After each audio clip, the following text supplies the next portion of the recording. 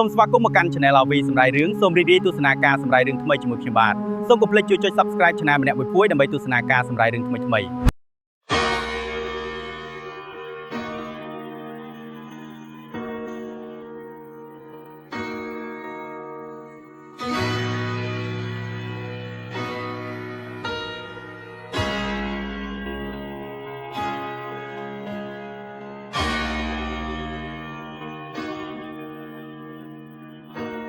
ស្ត្រីអាយុ180ឆ្នាំម្នាក់ដើម្បីរក្សាស្បែកឲ្យនៅរលោងស្រិលនិងក្មេងខ្ចីនាងបានត្រាំទឹកដោះគោជារៀងរាល់ថ្ងៃក្នុងរយៈពេល36ម៉ោងរួចហើយយកទឹកនោះទៅចាក់ចោលនៅតាមដងផ្លូវឲ្យអ្នកក្រីក្រផឹកអ្វីដែលពួកគេមិនដឹងនោះគឺទឹកដែលពួកគេដណ្ដើមកញើផឹករាល់ថ្ងៃនោះគឺជាទឹកដែលស្ត្រីម្នាក់នេះងូតរួច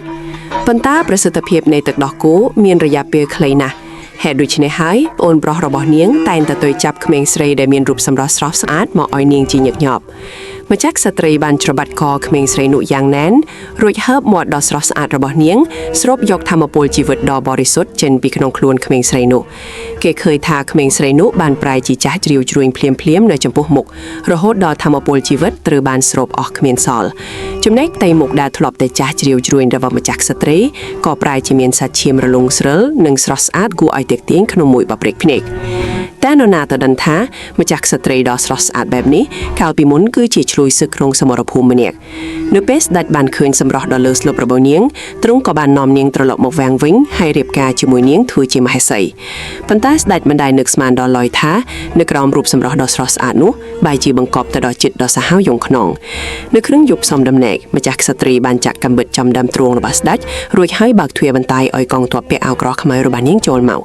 ទីបំផុតម្ចាស់ស្ត្រីបានប្រែល្បិចកដ៏ប៉ិនប្រសប់ដើម្បីកាន់កាប់វាំងបានសម្រេចម្ចាស់ស្ត្រីដ៏សាហាវបានបញ្ជាឲ្យសម្លាប់ឆ្លួយសឹកទាំងអស់នៅលឹងកន្លែងមានតែព្រះនាងស្បែកស Snow White ដែលនៅក្មេងវ័យម្នាក់ប៉ុណ្ណោះដែលត្រូវបានឃុំខ្លួននៅក្នុងគុកងងឹតជារៀងរហូតទោះជាយ៉ាងណាម្ចាស់ស្ត្រីដែលមានមហិច្ឆតាខ្ពស់មិនត្រឹមតែចង់បានអំណាចកំពូលប៉ុណ្ណោះទេសម្បីតែសម្រស់ក៏ត្រូវតែជាលេខ1ក្នុងលោកដែរកញ្ចង់វិសេសអើយតែអ្នកណាជាស្ត្រីដែលស្អាតជាងគេលើលោកនេះ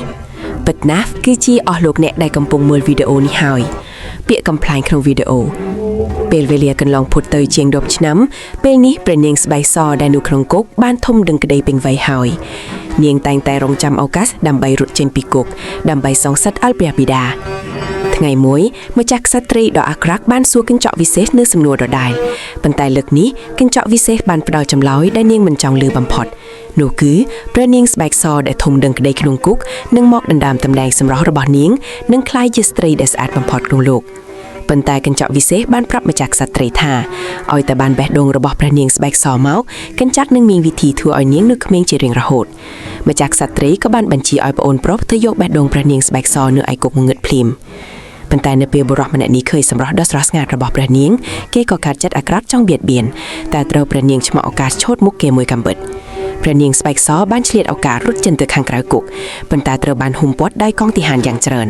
ក្នុងគ្រាអាសិនព្រះនាងបានលោតចូលទៅក្នុងលូទឹកស្អុយសំណាងល្អចុងបញ្ចប់នៃលូគឺជាសមុទ្រដ៏ធំព្រះនាងបានលោតជប់តុរាការរួចក៏រត់ចេញពីទីក្រុងបានសម្រេចក្រោយពេលឡើងគុកនាងបានឃើញសេះសមួយក្បាលនៅទីនោះល្មមនឹងជីករត់ចេញទៅយ៉ាងលឿន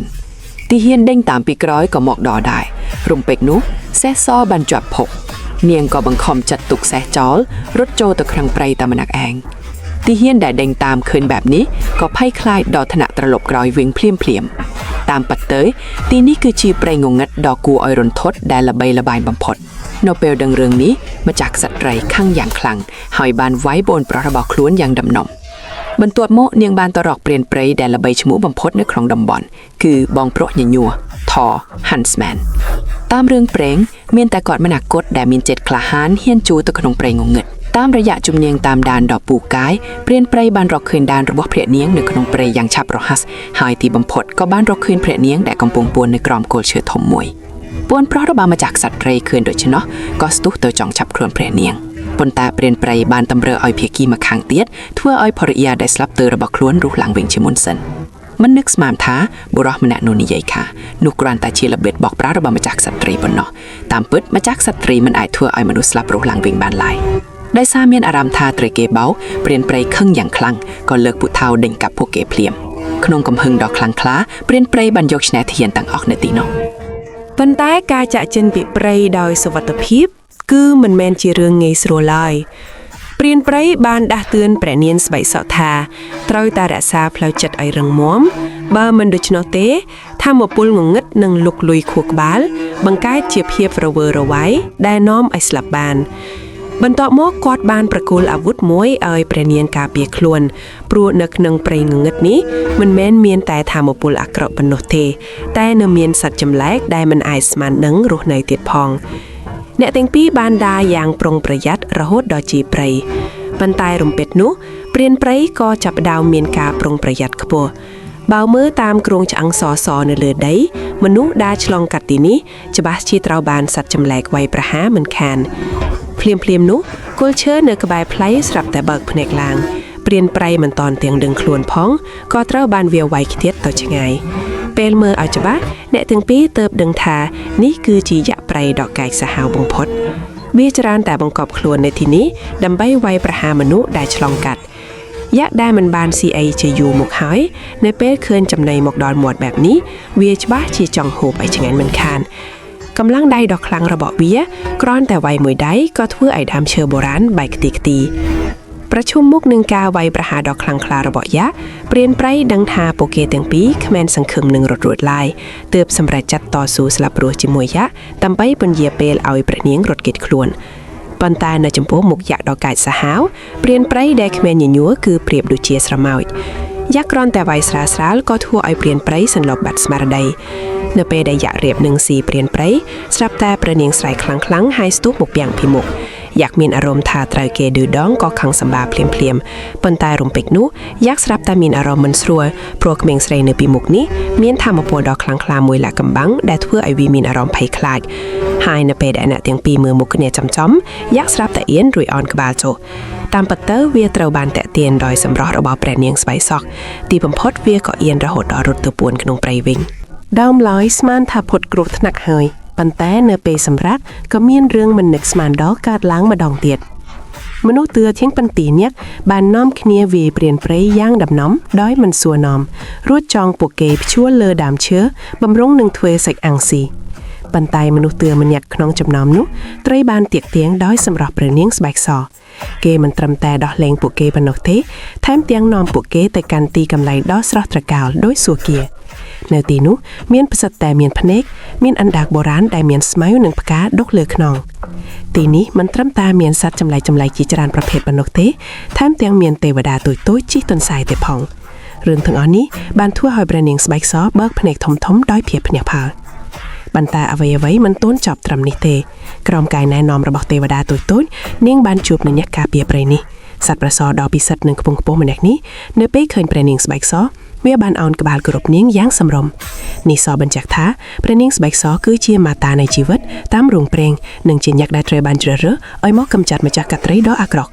រំពេចនោះរឿងមិននឹកស្មានដល់ក៏កើតឡើងម្ដងទៀតព្រួយពីស្មួយបានបាញ់ចំខ្លួនប្រសវាបានស្រែកខ្លាំងរួចក៏រលាយคล้ายជាហ្វូងមេអំបោហោះពេញព្រៃតាមពិតទៅគឺជាកងទ័ពរបស់ម្ចាស់កត្រីអាក្រក់ដែលដេញតាមមកដល់សំណាងល្អដែលមនុស្សទឿទាំងពីរនាក់សុទ្ធតែជាអ្នកមានថ្វីដៃក្រៅការសហការគ្នាពួកគេបានកម្ចាត់ទាហានទាំងអស់ព្រានព្រៃបានឆ្លៀតឱកាសរុញបូនប្រុសរបស់ម្ចាស់កត្រីឲ្យទៅបុកនឹងគល់ឈើដែលមានបន្លាមុតស្រួយស្លាប់បាត់បង់ជីវិតទៅចំណែកខាងម្ចាស់ក្សត្រីវិញក៏មានញាណដេញដល់រឿងនេះដែរស្រកភ្លេដែលមានការឈឺចាប់និងរើបំរាស់សម្រស់របស់នាងក៏ចាប់ផ្ដើមចាស់ទៅពីព្រោះកូនចៅរបស់នាងគឺជាផ្នែកមួយនៃមន្តអាគមងងឹតរបស់នាងមកខាងទៀតព្រានព្រៃម្នាក់ហៀបនឹងចាប់ព្រះនាងដែលកំពុងរត់គេចខ្លួនបានប៉ុន្តែត្រូវព្រះនាងទាញទម្លាក់ពីលើសេះពេលនោះព្រះនាងទើបដឹងថាអ្នកដែលមកនោះគឺជាវីលៀមមិត្តសម្លាញ់តាំងពីក្មេងរបស់នាងគេបានបន្លំខ្លួនចូលក្នុងកងទ័ពព្រានព្រៃដើម្បីតាមរកព្រះនាង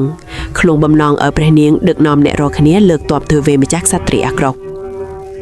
នៅពេលនេះម្ចាស់ក្សត្រីក៏មានអារម្មណ៍ថាមានគ្រោះថ្នាក់ដល់ខ្លួនដែរ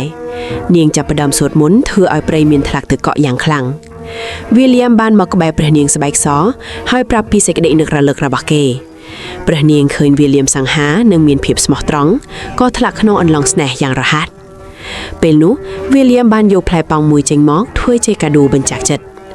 ព្រះនាងដែលកំពុងសប្បាយចិត្តក៏បានខំញ៉ាំផ្លែប៉ោមនោះពាក់កណ្ដាលភ្លាម ប៉ុន្តែភ្លាមនោះព្រះនាងស្រាប់តែមានអារម្មណ៍ឈឺពោះយ៉ាងខ្លាំងហើយផ្លែប៉ោងនៅក្នុងដៃក៏ប្រែជាស្វិតនឹងនោះផ្សិតតាមពិតទៅព្រះអង្គម្ចាស់ដែលនៅពីមុខនេះគឺជាម្ចាស់ក្សត្រីអាក្រក់ដែលក្លែងខ្លួនមកសោះដើម្បីបានបេះដូងព្រះនាងទៅធ្វើឲ្យខ្លួននៅក្មេងជារៀងរហូតនាងបានក្លែងខ្លួនជាព្រះអង្គម្ចាស់ដើម្បីបោកបញ្ឆោតព្រះនាងនៅពេលដែលម្ចាស់ក្សត្រីរៀបនឹងវេះយកបេះដូងព្រះនាងព្រានព្រៃនិងព្រះអង្គម្ចាស់ពិតប្រាកដក៏មកដល់តាន់ពេលព្រានព្រៃបានលើកពូថៅកាប់ទៅលើម្ចាស់ក្សត្រីប៉ុន្តែម្ចាស់ក្សត្រីដ៏ក្រឡេកក្រឡូកបានប្រែខ្លួនជាហ្វូងក្អែកយ៉ាងចានរួចហោះគេចខ្លួនបាត់ទៅហើយជាអកុសលព្រះនាងដែលត្រេពីស្ដៅខ្លាំងក្លាបានបិទភ្នែកស្លាប់បាត់ទៅហើយទោះបីជាម្ចាស់ក្សត្រីរត់ចូលវាំងវិញបានសម្រេចប៉ុន្តែនាងក៏រងរបួសធ្ងន់និងប្រែជាចាស់ជ្រីវជ្រួញខ្លាំងជាងមុនបន្ទាប់មកនាងបានសម្លាប់ក្មេងស្រីជាង20ញាក់យ៉ាងសាហាវដើម្បីស្រូបយកធម្មពលជីវិតមកដូរយកសម្រស់របស់នាងមកវិញជាបណ្ដោះអាសន្ននាងបានត្រៀមប្រើកម្លាំងទ័ពទាំងអស់ដើម្បីដណ្ដើមយកបេះដូងព្រះនាងស្បែកសឲ្យបានអ្នករាល់គ្នាបាននន់សពព្រះនាងត្រឡប់ទៅចម្រុកវិញព្រានព្រៃសម្លឹងមើលព្រះនាងហើយនឹកឃើញដល់ភរិយាដែលស្លាប់របស់ខ្លួនគឺដោយសារតែភាពឆេះឆាវរបស់ខ្លួនកាលពីមុនទើបធ្វើឲ្យភរិយាត្រូវស្លាប់ដោយសារធម្មពលងងឹតហើយពេលនេះក៏មិនបានការពារព្រះនាងឲ្យបានល្អក្នុងគ្រាដ៏សំខាន់ក្នុងចិត្តព្រានព្រៃពេញទៅដោយភាពស្ដាយក្រោយគាត់បានថើបព្រះនាងតិចតិចជាការលាកញ្ញាជាលើកចុងក្រោយប៉ុន្តែមិននឹកស្មានថាការថើបនៃស្នេហាពិតរបស់ព្រានព្រៃបានបំបែកមុនអាគមអាក្រក់នោះព្រះនាងបានដឹងខ្លួនឡើងវិញយ៉ាងអស្ចារ្យ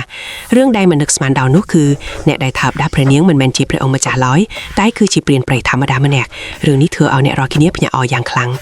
រឿងដំបូងដែលព្រះនាងបៃសធ្វើក្រៅពីដំណឹងមុនគឺការសម្លាប់ម្ចាស់ក្សត្រីដើម្បីសងសឹកឲ្យព្រះបិតាប្រជាជនដែលរងការជិះជាន់ទាំងអស់បានគាំទ្រនាងឲ្យក្លាយជាមេដឹកនាំកម្ពុជាបន្ទាប់មកព្រះនាងស្បៃសបានដឹកនាំកងទ័ពធំទៅវាយយកបន្ទាយរបស់ម្ចាស់ក្សត្រី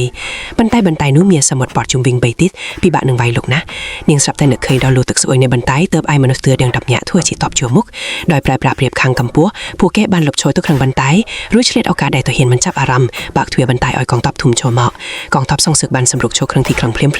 ធ្វើឲ្យមានការប្រយុទ្ធគ្នាយ៉ាងច្របូកច្របល់ព្រះនាងស្បៃសបានសម្រុកឡើងទៅដល់លើកម្ពុជាបន្ទាយរួមជាមួយកងការពារដ៏ក្លាហានពិនភុកទៅដល់ចម្ពោះម្ចាស់ក្សត្រី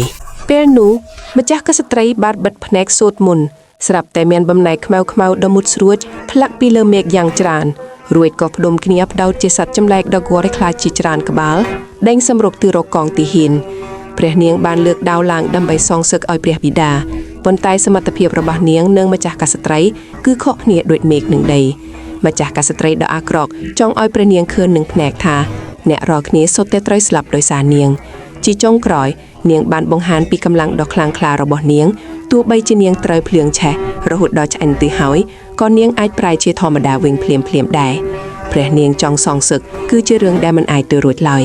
បន្ទាប់មកនាងបានដើរទៅមុខយ៉ាងលឿនដើម្បីសម្លាប់ព្រះនាងមិននឹកស្មានថាព្រះនាងបានលើកដៃរារាំងការវាយប្រហារដ៏សាហាវនោះរួចហើយក៏ចាក់ដាវមួយយ៉ាងខ្លាំងចំបេះដូងរបស់ម្ចាស់ក្សត្រីចំណែកឯសត្វចម្លែកខ្មៅទាំងនោះក៏រលាយបាត់អស់ភ្លាមដែរម្ចាស់ក្សត្រីដ៏អាក្រក់មិននឹកស្មានដល់ឡើយថានាងនឹងត្រូវចែងក្រៅកណ្ដាប់ដៃក្មេងស្រីម្នាក់នេះ